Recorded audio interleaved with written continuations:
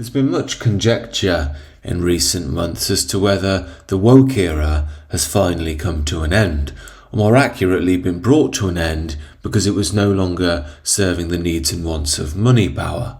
We can now look over the past few years and see a complete life cycle of wokeness. At least in the mainstream, wokeness was around for decades before that, but just mainly in the dusty back rooms of radical leftist schools and metropolitan universities. That was until it exploded in the 2010s. Gone were the working class socialist concerns, and the main thrust of the left became middle class leftism. Everything became about race communism, gender issues, LGBTQ and so on. As I've explored a lot on this channel, this form of wokeness coalesced with the corporate mentality quite naturally. That led to the phenomenon of woke capitalism, total liberalism, where you have liberal markets and liberal social attitudes.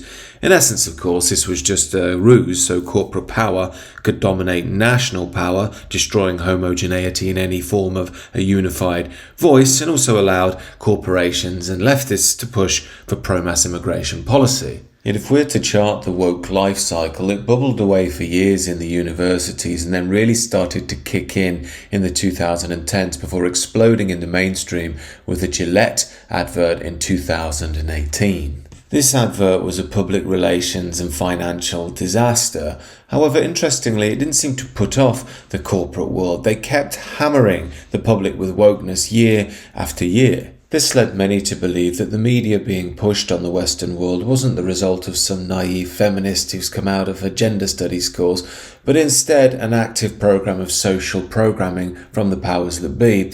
This also gave birth to the famous anti-woke movement. Led by people with massive popularity such as Jordan Peterson, Ben Shapiro and Joe Rogan, the anti-woke movement kept taking in new recruits such as Kid Rock and even one of the world's richest men, Elon Musk. Yet wokeness reached its peak and then began its decline with the now infamous Bud Light advert featuring the trans social media personality Dylan Mulvaney. At this point, the cultural energy had shifted to the anti-woke movement, who seemed to be in the absolute ascendancy, and this gave birth to a new movement, the anti-woke movement. This was marked by the Jaguar advert in 2024, which seemed like it was about 5 years late, but also the anti-woke responses seemed a bit outdated by that point too. And so the theory goes, the culture wars were over and wokeness was coming to an end.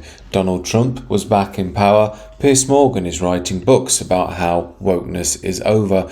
Even the insiders of the Invictus Games are stating they're rejecting Prince Harry's woke agenda. Further in the corporate world, where much of woke culture got its financing, we're seeing a backing away too.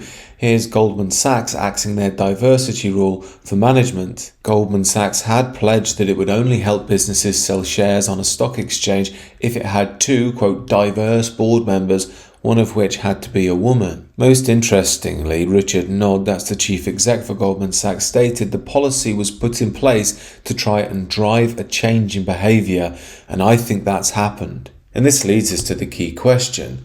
Has wokeness really gone away, or has it just morphed into something else? Are we returning back to the 90s/noughties style boomer meritocratic libertarianism that obviously won't work after decades of mass immigration and cultural erosion? Is woke culture being brought to an end because the powers that be no longer have to befuddle the public and can now flex their muscles and expose their power as they like? Or have the powers that be taken their foot off the pedal of the extreme and unrelenting hammering of wokeness and just gone back to a moderate level? But to us it seems normal because this is the new normal. We think we're winning, but in reality things haven't really changed. This is the exact same dynamic I often point out with regards to mass immigration. Keir Starmer's doing show deportations at the moment to try and win back votes from Reform. But the real number to watch is the amount of people coming in each year. I am going to guess that Keir Starmer's going to bring that number down so we can say I've improved on the Tories. But in reality, the number will still be insanely high, around 500,000 a year.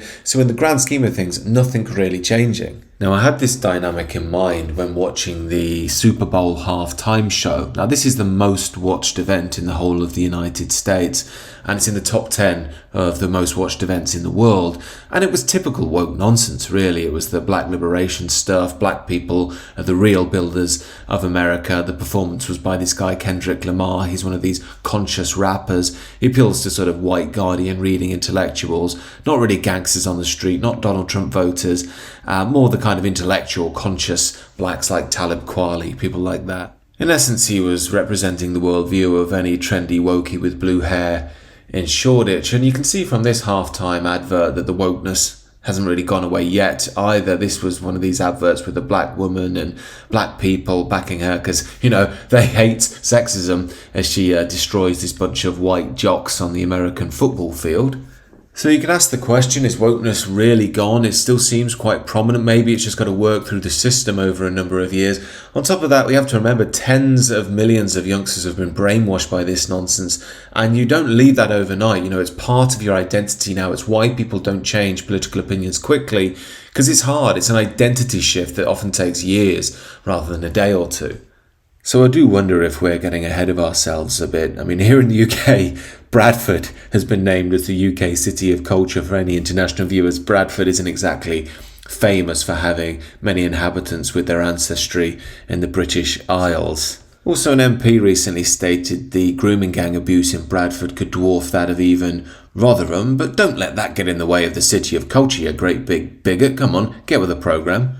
So I hate to be a party pooper, but what I see, wokeness or no wokeness, is a general rate of decline. And part of that decline isn't just the death of wokeness, but the death of liberalism itself, which in my view can only be a good thing and a necessary thing to lead to the necessary rebirth the West needs. Of course, I speak about that a lot on the Substack. Do check it out, link down below. It begins with personal transformation, a lot of courses and coaching and so on coming on that in the near future. And do let me know your thoughts about this in the comments and consider subscribing to the channel if you're new. Have a good day.